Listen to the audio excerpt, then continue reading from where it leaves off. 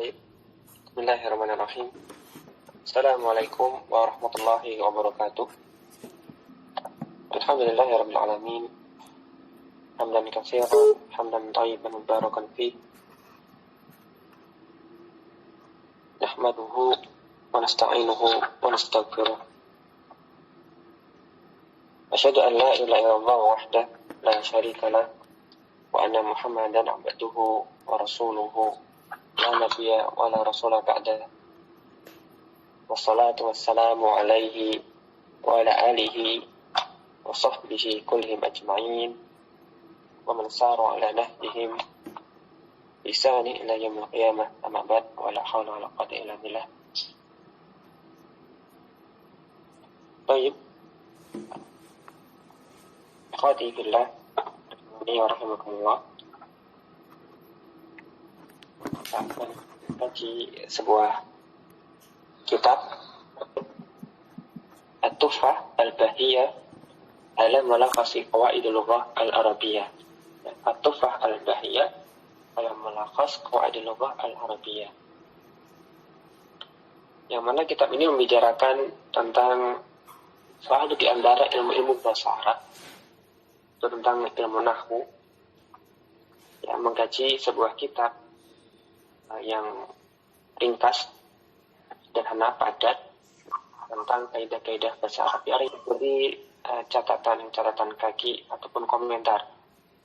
Ya, kitab Mulakhas ini ditulis oleh seorang pengajar bahasa Arab di negeri Mesir yang bernama Fuad Ni'mah. Kemudian kitab beliau diteliti kembali, diberikan catatan kaki serta komentar oleh Dr. Ahmad bin Ismail bin Ahmad Abdul Latif. Ya, alhamdulillah. Ya, jadi sebenarnya pada saat ini adalah kitab Mulakhas, tapi kemudian diberikan beberapa komentar. Dan kitab Mulakhas ini sendiri, mungkin sebagian dari kita sudah ma'ruf, sudah mengenal kitab ini, yang mana ini adalah sebuah kitab yang cukup bagus sebagai rujukan yang menyeluruh tentang kaidah-kaidah bahasa Arab dalam bidang ilmu nahwu serta sharaf. Ya, kitab ini oleh penulisnya sudah disiapkan dengan ungkapan-ungkapan atau pola susunan yang menarik dan inovatif, dalam menggunakan metode nasar, ya, berbentuk narasi, yang mana narasi ini beliau susun dengan bentuk yang simpel, sederhana, dan rapi, sesuai dengan bimbingan atau instruksi untuk memahaminya, disertai dengan contoh-contoh, dan juga nanti ada beberapa bagan atau tabel. Nah, meskipun nanti untuk bagan atau tabel ini ada pada juz kedua, sedangkan insya Allah materi kitab Mulakhas yang dipelajari dalam kelas ini sebatas pada juz yang pertama, yaitu yang membahas ilmu nahwu. Ya, kitab Mulakhas ini terbagi menjadi dua juz. Juz pertama membahas ilmu nahwu, sedangkan yang kedua membahas ilmu sharaf. Nanti ada pun yang akan kita pelajari bersama di sini setiap hari Senin malam serta Kamis malam, insya Allah, adalah juz yang pertama yang bahas tentang ilmu nahwu. Nah,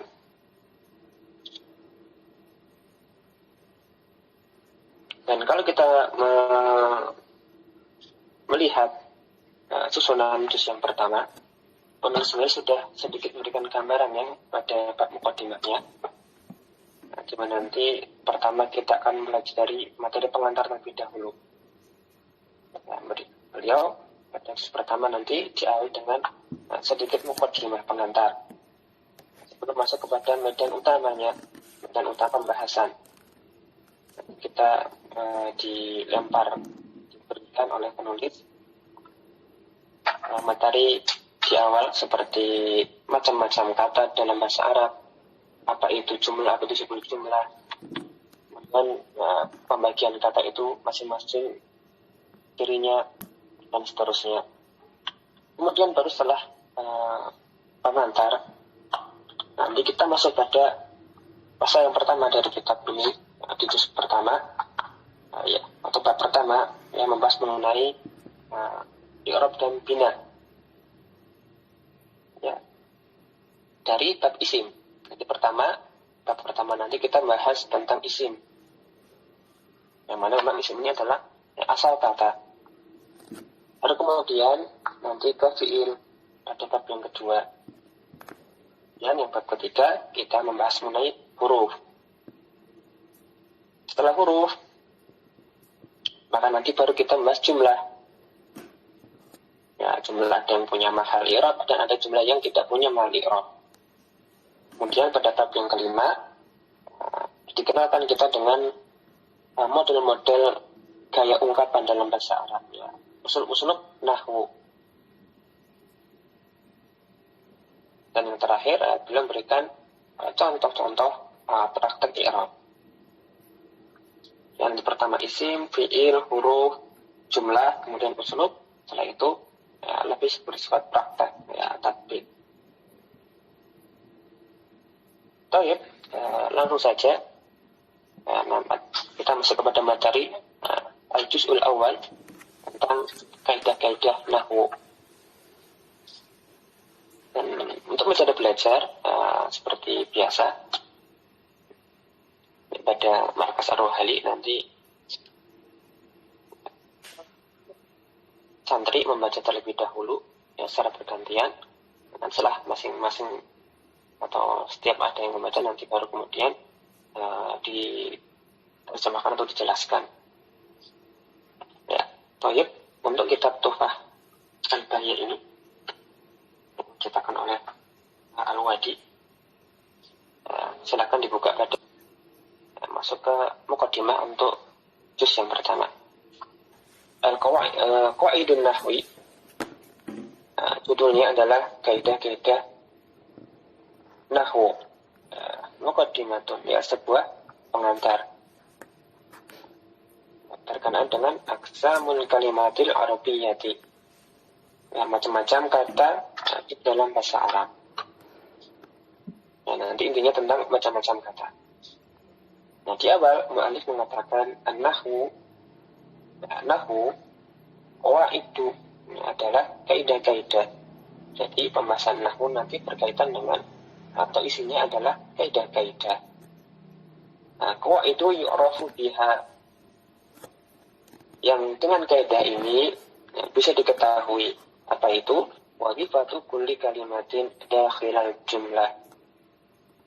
Fungsi kata yang ada di dalam kalimat. Yang pertama, ilmu nahwu adalah kaidah-kaidah yang dengan ilmu ini, dengan kaidah ini, kita bisa mengetahui pertama fungsi kata di dalam kalimat. Ya, jadi ilmu nahwu ini membahas kata manakala sudah ada di dalam kalimat. Adapun pembahasan kata nanti kalau dia terlepas dari kalimat, ya, berdiri sendiri, hanya membahas semata-mata kata tanpa melihat tanpa melihat posisi di dalam kalimat, maka ini bukan pembahasan ilmu nahwu.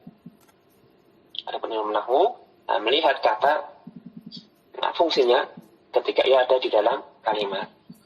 Kedua, yu'rafu biha dhabtu awakhiril kalimat.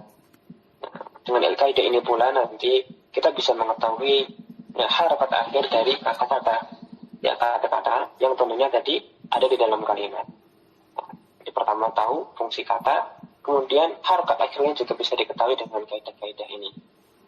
Serta yang ketiga, kaifiyatu i'rabiha, ya, cara meng'irabnya. Ya, di sini mengindikasikan bahwasanya kalau kita belajar ilmu nahwu, maka tidak cukup hanya sekedar mengenali kaidah-kaidah saja, memahami, menghafalkan. Tapi juga kita perlu melatih diri untuk menerapkannya. Jangan terus-menerus belajar kaidah saja tanpa menerapkan kaidah tersebut dalam prakteknya. Nah, di antaranya adalah dengan mengi'rab. Ya, pada banyak atau saya sering menjumpai thalib itu belajar macam-macam kitab nahwu, tetapi setelah belajar berbagai macam kitab kaidah, kemampuannya dalam membaca ataupun dalam mengi'rab itu masih kurang. Atau sudah belajar banyak kaidah bermacam-macam kitab nahwu. Maka hendaknya kita nanti di sini, ya teman-teman sekalian, selain kita belajar ilmu nahwu, maka berusaha untuk menerapkan ilmu nahwu. Ya, diantaranya banyak mengi'rab diantaranya. Kemudian terdapat catatan kaki dari Taklid. Kata beliau kadiman, ya dulu, kana nahwu yutlaku ala ilmu sarfi wal i'rabi ma'an. Ya, dulunya ilmu nahwu itu tercakup di dalamnya dua ilmu sekaligus, yaitu ilmu sarf serta ilmu tentang i'rab. Jadi pada zaman dahulu ketika disebutkan kata nahwu itu mencakup tentang i'rab juga tentang sharaf, tentang perubahan kata maupun tentang harakat akhir kata. Ya, dulu ketika dibahas nahwu, maka dalam benak orang itu tercakup di dalamnya pelajaran tentang nahwu, tentang i'rab maupun tentang sharaf. Nah, dan kemudian Taklid memberikan beberapa contoh seperti kitab Al-Usul fin Nahwi yang ditulis oleh Ibnu Siraj. Ya, di mana penulisnya di dalam kitab tersebut menyebutkan pembahasan sharaf. Judulnya Al-Usul fin Nahwi. Tetapi penulisnya dalam kitab tersebut juga menyebutkan berbagai macam pembahasan yang untuk zaman sekarang itu dikenal sebagai ilmu sharaf. Padahal judulnya adalah Al-Usul fin Nahwi.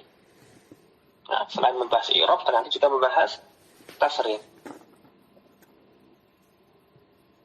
Dan memang kitab Abdamin, kitab berdahulu, orang-orang terdahulu itu memadukan antara dua ilmu tadi, antara ilmu nahwu dan ilmu sharaf. Nah, seperti kitab yang terkenal yang ditulis oleh Imam Sibawai, Al-Kitab, atau Al-Muqtada dari Imam Al-Mubarrad, serta selain mereka. Ya, intinya kalau dulu ketika disebut nahwu, kalau kita nanti membaca kitab klasik tentang ilmu nahwu, ya judulnya nahwu, tapi nanti di situ tercakup di dalamnya ya ilmu nahwu dan sharaf sekaligus, atau dulu dikenal dengan i'rab dan sarf atau tasrif. Adapun pada masa sekarang, maka kebanyakan kitab itu sudah memisahkan antara i'rab dengan sharaf. Nah, sekarang yang membahas mengenai kata dalam kalimat serta i'rabnya itu adalah pembahasan spesifik ilmu nahwu, ya, tanpa banyak membicarakan tentang tasrif atau sharaf.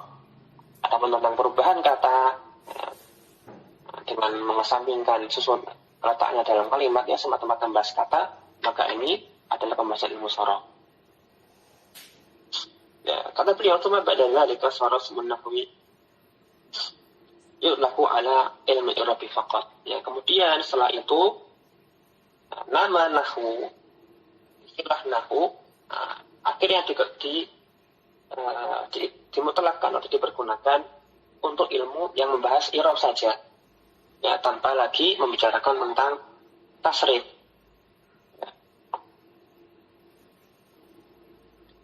Ya, ilmu tentang dasar-dasar untuk mengenali kata, keadaan dan kata di dalam kalimat bahasa Arab. Ya, dari sisi ini ada perubahan ataukah tidak, min haitsul i'rab wal bina'u. Ya, yaitu melihat kata manakala ia ada di dalam sebuah kalimat. Ya. Sedangkan sharaf, ya dia ilmu yang berkenaan dengan asas untuk mengenali bentuk-bentuk kata, perubahan-perubahan kata dalam bahasa Arab. Ya, yang kondisi kata ini ya tidaklah berkaitan dengan i'rab ataupun bina, tidak berkaitan dengan perubahan akhir kata ataupun tidak berubahnya pada tetapnya. Semata-mata hanya melihat perubahan atau bentuk kata ketika di luar kalimat. Hanya semata-mata melihat kata tersebut. Ya, nanti silakan lihat pada kitab Jami' Durus Al-Arabiyah.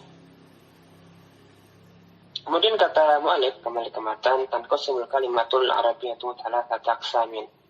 Nah, kata dalam bahasa Arab terbagi menjadi 3 macam.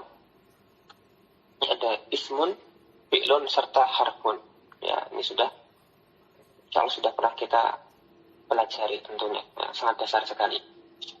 Kemudian pentahqiq mengatakan ja'a fi asrar al-arabiyyati Ibn al-Anbari. Nah, dalam kitab Asrar al-Arabiyyah yang ditulis oleh Imam al-Anbari, ya, beliau mengatakan fa'in qila, jika dikatakan falima kuntum in aksamal kalami alafatun la rabi'a laha. Nah, kalau dikatakan kepadamu, atau kenapa engkau mengatakan sesungguhnya kata itu dalam bahasa Arab ada 3 saja, 3 jenisnya, tidak ada yang keempat. Ya. Kenapa engkau mengatakan ya, bahwasanya kata dalam bahasa Arab itu cuma 3 jenisnya, tidak ada yang keempat?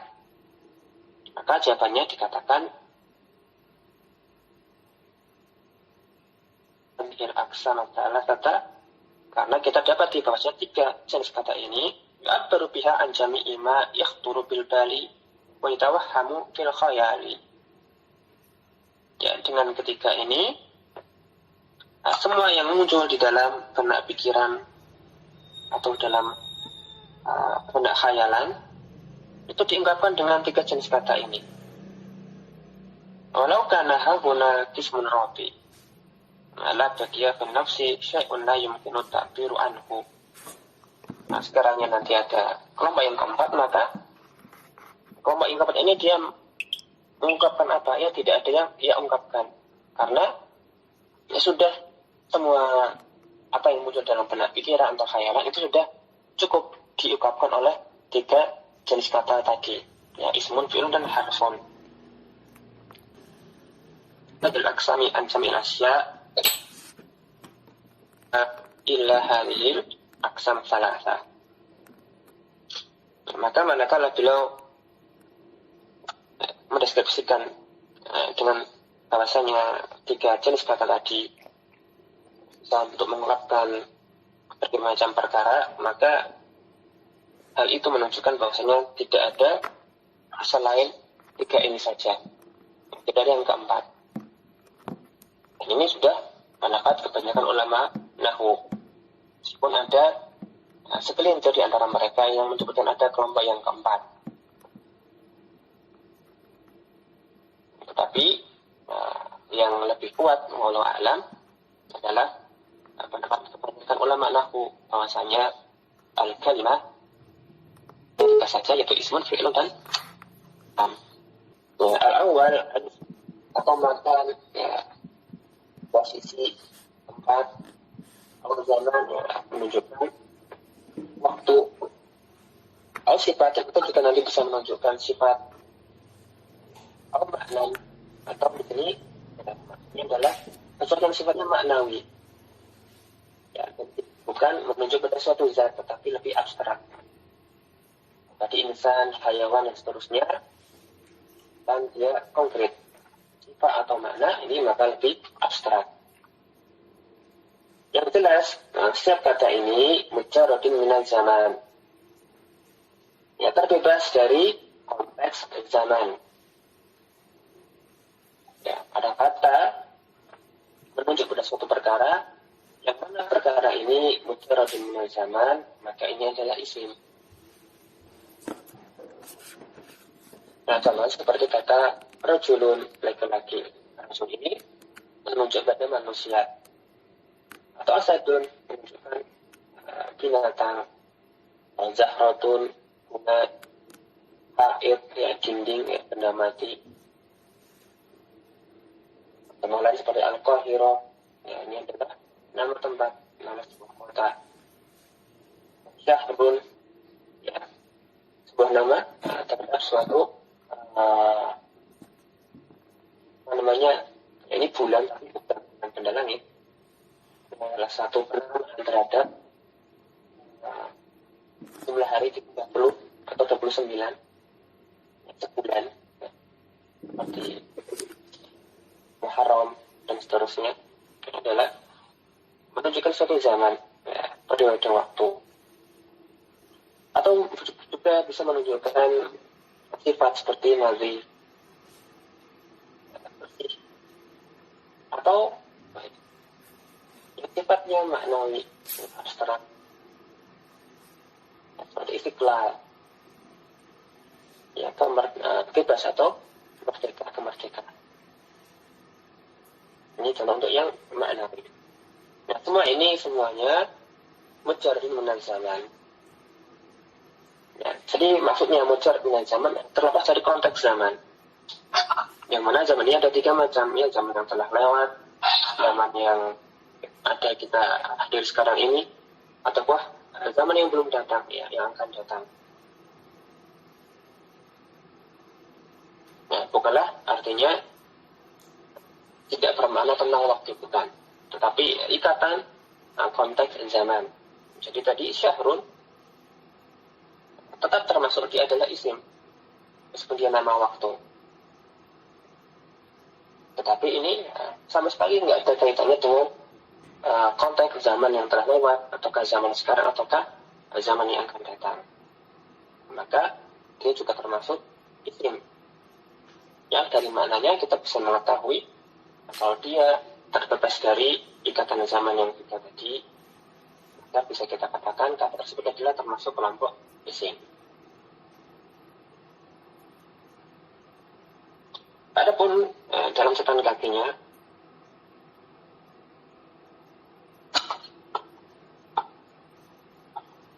Dr. Ahmad mengatakan, al-ismu fi istilahin nahwiyin, isim menurut istilah para ahli nahwu, kalimatun dalat ala ma'nan li nafsiha walam taqtarin bi zamanin. Beliau mungkin dari itu bahasanya, ya, syarah ala jurumiyah. Ya, isim adalah kata yang menunjukkan makna, kata yang memberikan makna. Ya, kalau menentukan lafaz yang bermakna, maka isim sebagai kalimat tentunya dia punya makna. Nah, makna ini fi nafsiha, artinya semata-mata dengan sebut dia bisa bermakna tanpa bantuan dari kata yang lain, sudah jelas maknanya. Ya, pertama, kali kata yang memiliki makna, ya, semata-mata dengan kata tersebut dia punya makna yang jelas maknanya. Kemudian lam taqtarin bi zamanin, dan seperti yang pada matan kitab, yang makna ini tidak terkait oleh konteks zaman. Nah, ini adalah definisi dalam bentuk ungkapan yang lain, tapi maknanya sama, maksudnya seiring. Kalau wa yatamayyazul ismu an ghairihi min al-kalimati bi annahu, kata beliau, isim tercirikan atau bisa terbedakan dari yang selainnya, jadi selain isim dari jenis-jenis kalimat yang lain, ya, tercirikan dari fi'il ataupun haraf, ya, terbedakan dari fi'il ataupun haraf. Ya, dari sisi bahwasanya ia yumkinu tanwinuhu, ya, bahwasanya isim mungkin untuk bertanwin, dia bisa menerima tanwin. Seperti contohnya rajulun kitabun syajaratun. Atau kurang lebihnya nanti dengan pemahaman yang sama, kalau ada kata yang ditanwin, maka kemungkinan besar maka dia adalah isim. Karena isim itu yang bisa bertanwin. Ini ghalibnya pada umumnya. Kemudian yang kedua, yumkinu idkhalu alaihi. Nah, dia bisa dimasuki oleh atau dimasukkan kepadanya seperti ar-rajulu, al-kitabu, asy-syajaratu. Ya, ketika contoh tadi diawali oleh al atau alif lam, maka mereka ini termasuk isim. Nah, dilihat dari ciri-ciri al tersebut. Dan sedikit catatan, alif lam ini sebagian ulama mengungkapkannya dengan ada dua cara ya. Ada yang membacanya al, ada yang membacanya alif lam. Akan tetapi wallahu alam yang lebih pas itu dengan menyebutnya bukan alif lam tetapi al. Karena ada kaidah yang mengatakan bahwasanya apabila ada kata terdiri dari sebuah huruf hijaiyah saja, maka nanti disebut dengan nama huruf tersebut. Misalnya seperti huruf bi, itu bukanlah bi namanya tetapi al-ba'u. Atau li, huruf jar li, yang kita baca li, itu bukan li, tetapi itu namanya alam. Nah, adapun kalimat-kalimat yang terdiri dari lebih dari satu huruf hijaiyah, maka dibaca atau dinamakan sebagaimana bacaannya. Seperti min, ala. Bukanlah min itu mim dan nun, tapi kita menyebutnya min ya min. An ya an, bukan ain wan nun. Maka di sini al juga lebih pasnya dibaca demikian, bukan alif lam. Tapi ini bukan perkara yang signifikan, itu diperdebatkan. Kemudian ciri yang lainnya membedakan isim dengan selain isim, yumkinu idkhalu harfi nida'i alaihi. Nah, mungkin bagi isim untuk dimasuki oleh huruf nida. Nah, kalau ada huruf nida masuk pada sebuah kata, maka bisa kita katakan kata tersebut adalah isim. Seperti pada ya rajulu, ya Muhammadu. Ya rajul serta Muhammad dimasuki oleh huruf nida, maka ia adalah termasuk isim. Ya, dengan kita lihat dia adalah kata yang dimasuki oleh huruf nida. Dan ini juga ghalibnya. Nah, karena terkadang kita dapati huruf nida seperti ya, itu datangnya tidak kepada isim. Ya, kita sering dengar ayat ya laitani, ya laitani. Sedangkan laita itu kita kenali dia bukanlah isim. Atau pada ayat ya laita qaumi, ya laita bukanlah isim tetapi sebelumnya ada huruf ya. Maka para ulama menjelaskan bahwasanya ya tersebut bukanlah ya untuk nida, bukan huruf nida, tetapi yang dia adalah huruf tanbih. Ya, sebagian ulama menyebutnya dia adalah huruf tanbih. Nah, namun sekali lagi memberikan penjelasan yang berbeda. Ya di situ adalah huruf nida, tetapi isimnya, isim yang dipanggil itu dihapus, tidak disebutkan.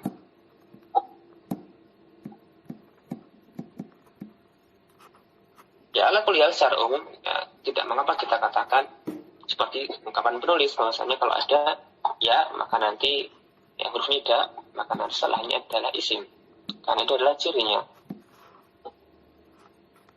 Kemudian yang berikutnya yumkinu jarruhu bi hurufil jarri au bil idhafah. Ya, mungkin bagi isim itu untuk memiliki i'rab jar, atau boleh untuk di awal bab ini kita katakan ya bisa berharokat akhir kasroh. Meskipun kalau yang sudah belajar kita pahami, tentu saja ya, tidak mesti ada sebuah kata berakhiran kasroh itu nanti dia adalah jim. Tapi kalau kita menganggap bahwa benar-benar akhir kata, bukan yang tampak seperti akhir kata, seperti lam yahdi.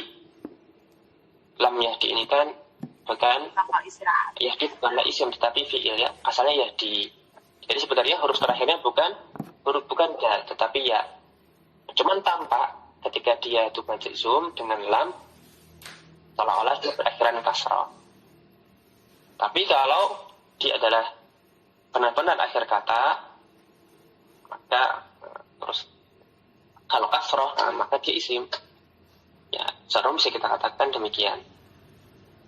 Nah, ini yang disebut dengan jar. Meskipun nanti jar itu tidak harus dengan harokat kasrah, tapi asalnya jar itu kasrah. Ya, mungkin bagi isim untuk berakhiran kasrah atau jar. Nah, entah jarnya itu karena huruf jar ataukah karena idhofah. Yang untuk contoh jar seperti ala syajaroti. Asyajaroti, nah dia jar karena ada huruf jarnya. Nah, asyajaroti ini isim karena dia jar. Karena gusnu syajaroti, di sini asyajaroti juga jar i'rabnya, maka dia adalah isim. Nah, ya semata-mata dilihat dari jar yang tadi, karena hanya isim yang jar, maka jar ini menjadi ciri bagi isim. Kemudian yang berikutnya beliau katakan yumkinul isnadu ilaih ai al-ikhbaru anhu.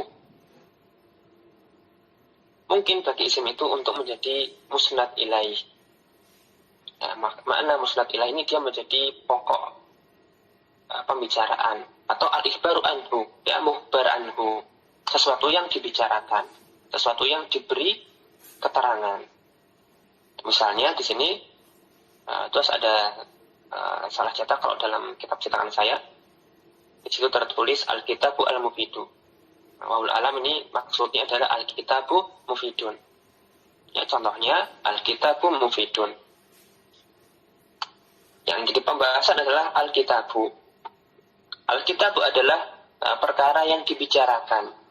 Nah, ini namanya musnad ilai atau mukbar anhu. Maka al-kitabu adalah isim. Atau contoh lain misalnya Zaidun qoma. Zaid telah berdiri. Yang dibicarakan siapa? Zaidnya. Maka Zaid ini adalah musnad ilai. Pokok pembicaraan dia adalah isim. Dan qoma itu adalah keterangan untuk Zaid. Informasi mengenai Zaid. Dia khobarnya. Sedangkan Zaid itu pihak yang diberi khobar, yang dibicarakan. Contoh lainnya misalnya dhahabtu. Ya, ini untuk memberikan pengertian mana isnad ilai. Ya, saya berikan beberapa contoh. Contoh lainnya adalah dhahabtu. Dari fi'il dhahaba. Kalau kita ingin mengatakan saya telah pergi, maka kita katakan dhahabtu. Nah, tu di situ adalah yang menjadi subjeknya, ya, yang dibicarakan. Atau sebagian pengajar mengatakan kalau sederhananya isnad ilai itu subjek. Ya, hanya isim yang bisa menjadi subjek. Maka dhahabtu, kata huruf ta di akhir kata tersebut, tu atau at-ta'u, dia adalah subjeknya. Maka ini pasti isim. Ya, karena dia adalah musnad ilai. Ya, sederhananya pada ciri yang terakhir ini yang diberikan oleh mu'alif, di antara ciri isim adalah bisa menjadi subjek kalimat atau namanya musnad ilai. Dan hanya isim saja yang bisa. Adapun untuk predikat atau mukhbar bihi, keterangan, maka ini bisa isim, bisa pula yang lain. Tetapi untuk menjadi musnad ilai atau subjek atau yang dibicarakan, maka ini pasti isim. Dan ini adalah sebenarnya ciri yang paling kuat mengenai isim. Karena kadang-kadang kita dapati suatu isim itu tidak ada suatu kata, tidak ada tanwin, tidak ada alif lam, tidak pula dimasuki oleh huruf nida, tidak ada huruf jarnya, tidak dalam keadaan mudhaf ilaih. Nah, tidak ada sunnah idhofah. Nah, tapi kita bisa ketahui ini isim atau bukan dari sisi, bisakah kata ini kita jadikan subjek kalimat? Kalau dia bisa, maka itu adalah isim. Karena yang lain selain isim, fi'lun serta harfun, tidak bisa jadi subjek kalimat. Ya, ini adalah ciri yang paling bawah. Makanya at-ta'u pada zahabtu, itu adalah isim karena memiliki sebagai subjek. Meskipun demikian, yakfi antak balal kalimatu alamatan wahidatan au aktar. Cukuplah bagi suatu kata itu untuk menerima salah satu tanda dari yang telah disebutkan mu'alif tadi, ya satu atau lebih, tapi ya minimal satu di antara tanda-tanda tadi untuk bisa menjadi isim. Artinya cukup dengan adanya salah satu tanda di atas, maka kita bisa mengetahui itu adalah isim. Ya, terutama tadi contoh yang ciri yang terakhir yaitu isnad ilaihi. Ini ya, ciri-ciri yang paling kuat. Karena suatu kata biasanya tidak ada ciri-ciri isim yang selain isnad ilaihi, tapi pasti dia bisa menjadi isnad ilaihi. Nah, ya, mudah-mudahan bisa dipahami. Catatan kaki. Yang kedua, yakul jaru bil harfi wa bil idafati wa bil taba'iyyati. Nah, sebenarnya jar itu tidak hanya dengan sebab huruf jar atau sebab penyandaran kata atau idhofah. Tapi bisa juga jar itu disebut oleh taba'iyyah. Ya, karena suatu kata itu mengikuti i'rab kata yang lain. Ya, karena kata yang datang sebelumnya adalah kata yang beri'rab jar atau majrur, maka nanti kata yang mengikuti ini ikut-ikutan majrur, namanya tawabi atau tabi. Buat tawabi arba'atun, dan tawabi ini jumlahnya ada 4, yaitu na'tun, atfun, taukidun, serta badal. Ya, jar tidak hanya dibatasi oleh sebabnya oleh huruf jar saja ataupun idhofah semata. Ya, ada kemungkinan sebab lain. Yang ketiga itu tabaiyah, entah sebagai na'at atau taukid atau badal. Waqad ijtama'at suarul jari at-thalatha fil basmalah. Dan 3 macam penyebab jarnya suatu isim ini terkumpul pada kalimat basmalah, ya, bismillahirrahmanirrahim. Ya, di mana kata ismu, kata ismi di situ, kalimatu ismi majruratun bil harfi. Ya, dia majrur karena huruf jar, yaitu alba. Kemudian lafdzul jalalah Allah majrur di situ karena idhofah, ya, kata isim bersandar kepada lafdzul jalalah. Ya. Ini penyebab yang kedua. Jadi ismi majrur karena ba, huruf jar. Kemudian lafdzul jalalah majrurnya karena ada mudhof di depannya. Kemudian lafdzu ar-Rahmani. Adapun lafaz ar-Rahman dalam basmalah majrur juga tabaiyah. Karena dia adalah tabi bagi kata sebelumnya, yaitu lafdzul jalalah. Karena lafdzul jalalah itu majrur, maka tabinya juga majrur. Nah, itu pembahasan mengenai isim. Kalau begitu kita lanjutkan.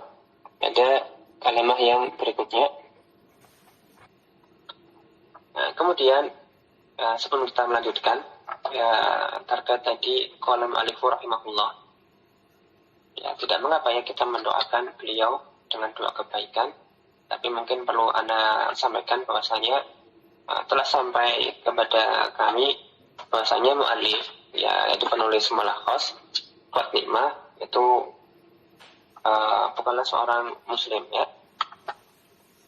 Dan biasanya ini doa rahimahullah itu diucapkan kepada atau bagi seorang muslim, ya, dan seringkali ya digunakan oleh kawan-kawan kita, saudara kita itu ketika untuk orang yang sudah meninggal, meskipun itu bukan pembatasannya. Ya ini hanya sebagai informasi saja. Nah, kembali ke ini pembahasan al-fi'lu. Nah, penulis mengatakan fi'il adalah kullu kalimatin, setiap kata tadullu ala huduthi syai'in, kata menunjukkan makna juga. Tapi makna ini tidak sembarang makna, itu makna hudus, ya terjadinya sesuatu, ya pekerjaan atau peristiwa. Nah, fi zamanin khosin, yang terjadinya ini, kejadian tersebut, peristiwa tersebut pada waktu tertentu. Ya, dan waktu ini nanti ada 3 macam yang telah disebutkan, ya, waktu yang telah lewat, waktu masa sekarang, ataukah waktu yang belum datang, ya di masa yang mendatang. Ya, itu ada 3 macam. Ya, dengan demikian, yang namanya fi'il, maknanya hudus dan ini terikat oleh konteks zaman. Ya, berbeda dengan isim, ya mujarrad minan zaman. Kalau fi'il, ya, benang merahnya, dia terkait atau terikat oleh konteks zaman, ya zaman tertentu. Seperti kataba, yajri, dan isma. Kataba maknanya telah menulis, ya terikat oleh pertama dia bermakna hudus, ya suatu kejadian, peristiwa, perbuatan. Kemudian diikat oleh konteks zaman yang telah lewat, dia telah menulis. Yajri, ya bisa bermakna sedang berlari atau berjalan. Dan ini konteksnya bisa pada masa sekarang atau nanti zaman sekarang hingga seterusnya. Adapun isma, dengarkanlah. Berarti ini perintah, peristiwanya belum terjadi. Ada makna perbuatan, pekerjaan, mendengar. Tapi baru diminta saja. Berarti perbuatannya belum terjadi. Ya, baru nanti di masa yang akan datang. Nah, dia terikat oleh konteks zaman yang akan datang. Ya, yang konteks zaman manapun, kalau dia terkait oleh zaman, maka dia adalah fi'il. Kemudian catatan kaki, alladzi yumayyizul fi'lu ay yumayyizul fi'la anil ismi, yang membedakan fi'il dari isim, anal zamana juz'un minal fi'li. Bahwasanya waktu, yaitu maksudnya bukan semata-mata waktu, tapi maksudnya adalah konteks waktu, ikatan waktu, adalah bagian dari unsur fi'il. Ya, fi'il punya 2 unsur. Yang pertama unsur makna hudus, kemudian unsur ikatan zamannya. Nah, fala budda ayaqtarinal fi'la bi ahadil asminati thalatha. Maka haruslah nanti yang namanya fi'il terikat oleh salah satu di antara 3 jenis zaman tadi. Entah zamannya al-madi, zaman lewat, wal hali, zaman sekarang, al-hadir, wal istiqbal, atau zaman yang akan datang. Wa hadza bi khilafil ismi, dan ini adalah perbedaannya yang mencolok dengan isim. Ya, isim mujarrad min zaman, fi'il malah harus terikat dengan zaman. Ya, hadza bi khilafil ismi fa huwa la yata'allaq bi zamanin. Ya, isim tidak terikat dengan zaman. Ya, maksudnya tidak terikat dengan konteks zaman yang lewat, ataukah sekarang, atau yang akan datang. Ini dari sisi ta'rifnya atau definisinya. Mari kita kembali ke matan. Wa yatamayyazul fi'lu an ghairihi minal kalimati bi annahu yumkinu ittisalu bi ta'il fa'ili. Dan fi'il itu tercirikan, terbedakan dari selain fi'il di antara jenis-jenis kalimat, ya terbedakan dari isim dan harf, dari sisi bahwasanya fi'il bisa bersama dengan tak fa'il. Tak fa'il seperti pada katabtu, ya, tak di situ adalah tak fa'il. Atau syakarta, tak pada syakarta di akhir kata itu juga adalah tak fa'il. Nah, ketika ada kata ya bersama dengan tak fa'il ini, entah tati, tumatum, tuna, maka dia adalah fi'il. Dan ini adalah fi'ilnya fi'il madhi. Atau juga ciri yang lain, fi'il bisa bersama dengan tak ta'nis, ya seperti katabat atau taktubu. Ya, katabat atau taktubu. Ya, dan tak ta'nis ini ada 2 macam. Ya, ada tak ta'nis yang sukun, sakinah, ada pula tak ta'nis itu yang mutaharrikah berharokat. Ya, tak ta'anis yang sakinah itu adalah yang sukun dan nanti datangnya setelah fiil. Ya, di akhir fiil. Jadi dia masuk setelah fiil madhi. Ya, seperti pada contoh katabat. Ini adalah taknya tak ta'anis yang sakinah, sukun. Adapun tak ta'anis yang masuk kepada fiil mudhari maka dia mutaharrikah dan letaknya di awal fiil mudhari. Ya, seperti taktubu, tak tersebut dalam kasus ini adalah maksudnya tak ta'anis. Ya, fiil di antara cirinya dia bisa bertemu dengan tak ta'anis. Dan catatan ini tak ta'anisnya adalah tak yang maftuh, tak terbuka. Karena tak ta'anis itu juga ada yang masuk kepada isim. Ya, tak marbutoh itu termasuk tak ta'anis juga. Dan ini dia bersambungnya dengan isim. Adapun dimaksud di sini adalah tak ta'anis yang bukan tak marbutoh, maftuhah. Nah, berikutnya ittisaluhu biya al-mukhatabah. Bil juga bisa bersambung dengan ya mukhatabah. Apa itu ya mukhatabah? Yaitu huruf ya yang maksudnya adalah lawan bicara kita, tunggal perempuan. Seperti pada taktubina serta uskuri. Nah, huruf ya pada taktubina serta uskuri itu adalah ya mukhatabah. Dia adalah dhamir mukhatabah wahidah. Tunggal perempuan, lawan bicara tunggal perempuan. Nah, ketika ada suatu kata yang bersambung dengan ya mukhatabah ini berarti dia adalah fiil. Dan nanti hati-hati karena bisa ada ya tetapi dia bukan ya mukhatabah, ya mutakalim. Nah, kalau ya mutakalim maka nanti dia bisa pula bersambung dengan isim kitabi, kolami, abi, ummi. Ini bukan ya mukhatabah, dia bukan ciri, dia ada ya mutakalim, bukan ciri untuk fiil. Kemudian perlu juga memberikan ittisalahu binunit taukid. Ya, fiil bisa bersambung dengan nun taukid. Seperti pada layak tubanna serta ushkoronna. Ya, nun yang memberikan penegasan kepada fiilnya. Ada dua macam, ada yang fakilah seperti di sini bertasydid, ada pula yang nanti khafifah. Ya, nunnya cuma satu, tidak ganda, tidak bertasydid tapi sukun. Ya, mau yang manapun, kalau ada nun taukid, maka itu nanti pasti bersambungnya dengan fiil. Dan sebenarnya ada ciri-ciri yang membedakan fiil dengan selainnya yang tidak disebut oleh mu'allif. Ya, penulis di sini hanya mencukupkan dari yang ia sebutkan.